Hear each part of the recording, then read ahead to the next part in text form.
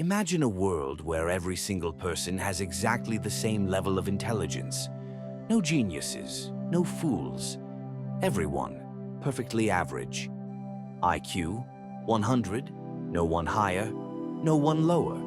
That's what happened in the year 2047. The world had grown tired of inequality. A global initiative called Neurobalance launched the first ever intelligence synchronizer, a device that leveled out the human brain to a single standard. At first, the technology was optional, but within 4 years it became mandatory, and from that moment on, the world was never the same. At first, everything felt perfect. No more insults, no more kids falling behind in school, no more failed tests, unfair wages, or awkward job interviews. Complete harmony.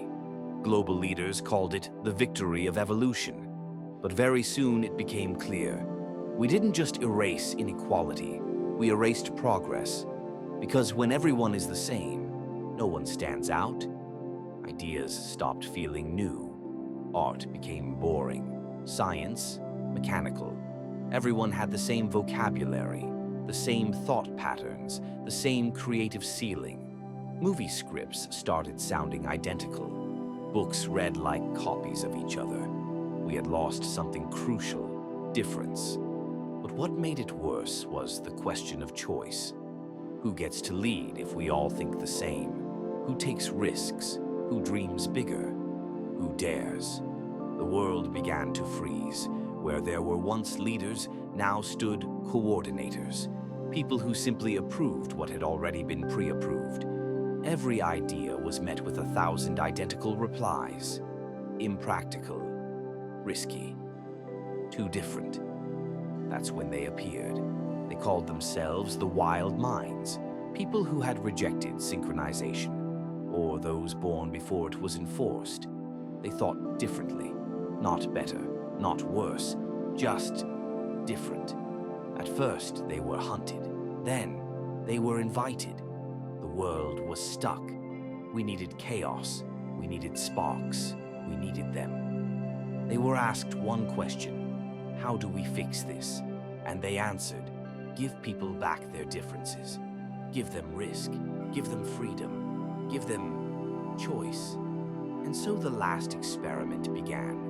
On an isolated island called Silas, 1,000 people were chosen.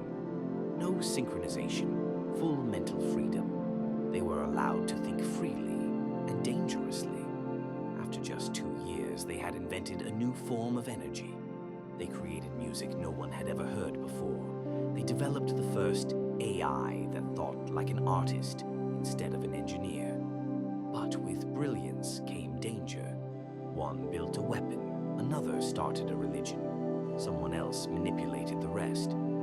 Freedom came, just as messy as before. The experiment was shut down, but the question stayed behind. What's worse, a controlled freeze or a chaotic evolution? Today, neurobalance is once again being debated. Some want to return to full freedom. Others fear the old world. But the scariest thing isn't chaos. The scariest thing is living in a world where there are no choices left. And now imagine this. What if it's already happening? What if the first synchronizers are already working, silently?